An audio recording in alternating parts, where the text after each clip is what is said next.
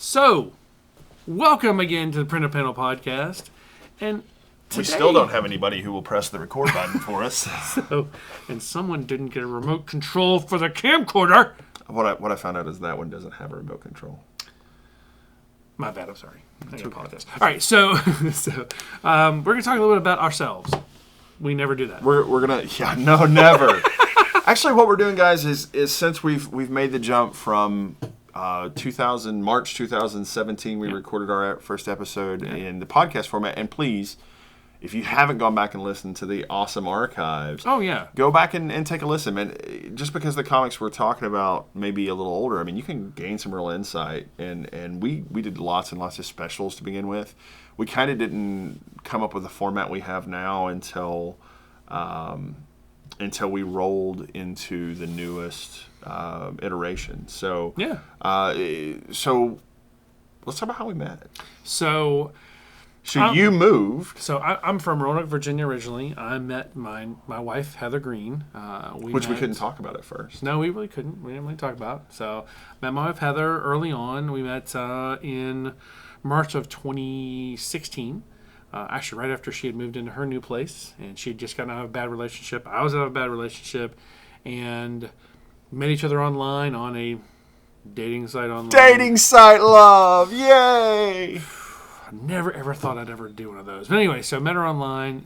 Came to visit here in May of 2016, and it's I moved here in July of 2016. So now I'm a Knoxvilleian, and I have been a huge comic book person my entire life. I used to own a comic book store in West Virginia and it was in Lewisburg, West Virginia, called Jacob's Treehouse.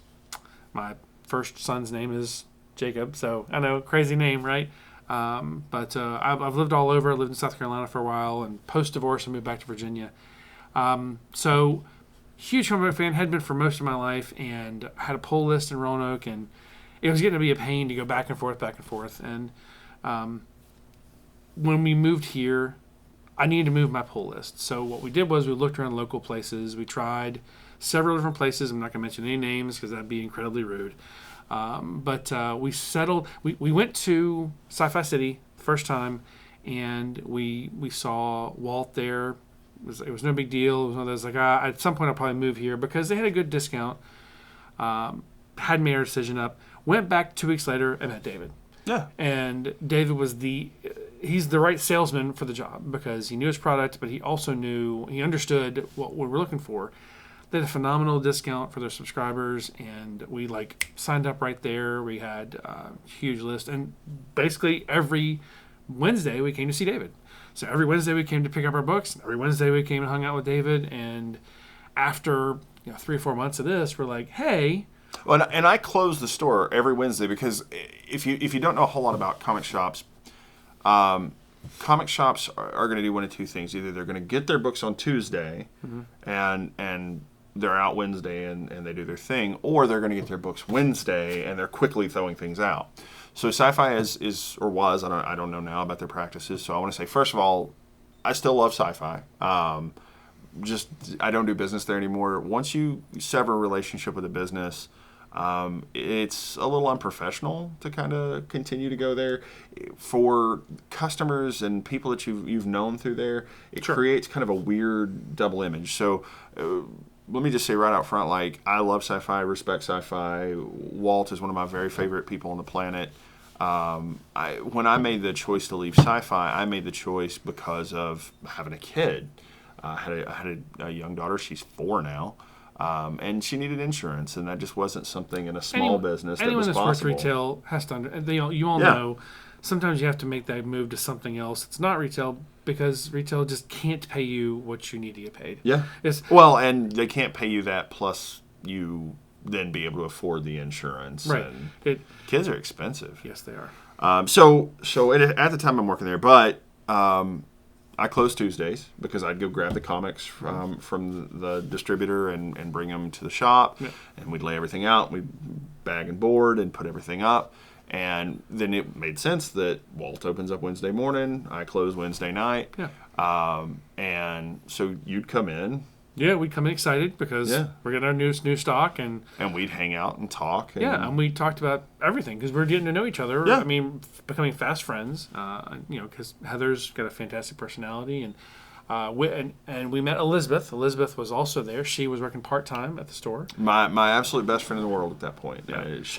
I miss Elizabeth. We had a falling out later after my mother died. I wasn't a very nice person for a little while, and kind of lost touch. But 100% my fault. But long story short, Garen and I met, and we had this conversation one night. And we're talking comics, and it was like, okay, so what now? And I was like, I threw it out there kind of casually. It's like, we should record a podcast. We should totally. And of course, I thought he was kidding. Yeah. But in reality, it was a great idea. It was a lot of fun. We had no clue what to do.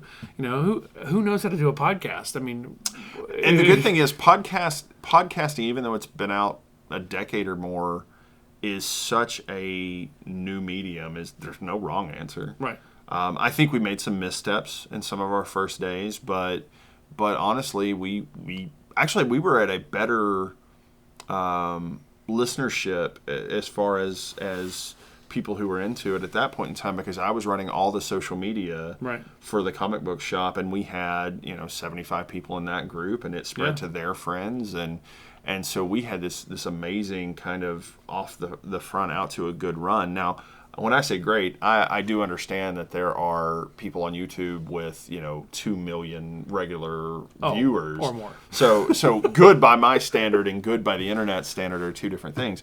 But I'm happy when 10 people. Oh yeah. When we respond, honestly, Ben sends a comment to the page, and I'm like, woo! We got somebody who likes us. Well, I mean, more importantly, you have someone who's engaging. Yeah. And, there are people who like us a lot who never engage, and that's okay too. You don't Please have to. engage. just. Hey, David, your haircut's stupid. I don't care. Just say something. But anyway, so we started the podcast at Sci-Fi. Yep.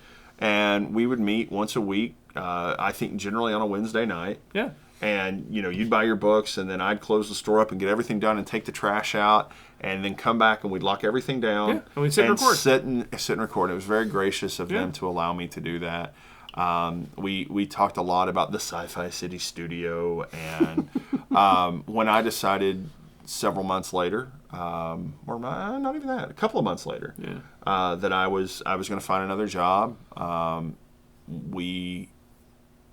I left and we parted ways, and obviously we couldn't record there after hours anymore. We didn't part ways, but Sci-Fi City parted ways. And so it was where are we going to record? Are we going to go to somebody's house, or are we going to do this? And you had made the decision when I left Sci-Fi to move your box to Nirvana Comics, Knoxville. Now, Nirvana had just moved here. They were Nerdvana at the time. Richard and Amber had moved from Wilmington, North Carolina. They moved here because of her sickness. She moved basically to be closer to UT. And, we met them. Of course, instantly kind of liked them. So we're like, okay, cool. So I moved my subscription. David moved his subscription. So did Elizabeth. And we kind of fell in with one group. And we actually did really well. We would come in. And I don't remember which one of us said, oh, by the way, we have a podcast.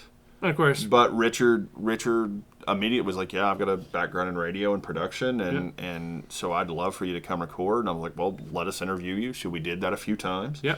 The first one we did when I was actually still working at Sci-Fi. Yeah. And we interviewed Fanboy came to town, and you met Alan from Kamikaze. Yep. And talked him into coming in, and that was one of our first creator specials. Yep. Which was pretty cool. I still have the framed great comic frame art and the trade paperback at the house. And we kept on for a while, recording weekly. And we had a couple guests here and there. Yeah. We had Marty Huey came on as a guest talking about some different things and some specials. And I think the thing that worked really well with David and I was talking about previews, talking about what was coming up. Now, we've modified things a bit since we've come back on together. And to be fair, David had some personal issues and really needed to drop out for a while. And Richard took over, did a fantastic job. We actually changed the format a little bit. We went from previews and talking about what we're reading to greater issues, to bigger things. Like Talk- deep dive. Deep dives, yeah. Yeah. We talked about Thanos. We talked about the movies coming out. We talked about Black Panther, where Kirby and Stan Lee came from in this, and I find all of that stuff a little inaccessible, and that's the kind of thing I didn't want to do. Right. And I still kind of push to not do that in the bulk of what we're doing. Now, every once in a while, we want to do a special and deep dive something. Sure. But I think that the same thing that makes a great comic book vendor or seller makes a really great podcaster. Sure. And it's not that they can push their glasses up their nose and say, well, Superman in issue number worst comic ever. No, 247, he tells you about his Kryptonian skin cells, and it's not that. Because as a matter of fact, if you That's could... really good. Thank you. That's nice. I like that. And if Who are you channeling just now? I'm making fun of a guy that I work with. Let you guess which one. So that guy runs off new comic book fans. Whereas I think if you can just say, I love Batman, and generally here's why, or I love Spider-Man, and generally here's why. So I push the podcast away from the really deep, nerdy stuff. Not that comic books in general aren't kind of nerdy, but I don't want to do the deep scientific exploration of Dale Keown's Hulk versus the Hulk from Kirby or Stan Lee or whatever. Right. I want to talk about the general things that are going on, and Garen's done a great job of doing that. So this video series going to be in our next evolution. Thought we might enjoy introducing ourselves, but our new interview, our Skype interview, has come online, and we're not going to get stood up by this one, and I'm kind of excited. So, guys, keep watching. We didn't get stood up. It Keep happens. watching. Please go and listen to the podcast. Yeah. We've got about 60-ish episodes out there. Yeah. And you can hear me ramble about Tom King and Spider-Man and all sorts of... Yeah, that Tom King episode's pretty rough. Yeah, we're not good. And Tom King redeemed himself. The next video special that I intend to have us record is why it's important to stay positive. So, guys... The apology tour? Thank you. Yes, that's what we're going to call it, because I've ripped on some people. And it's important not to do that. So, guys, thank you so much for watching, listening, whatever you do.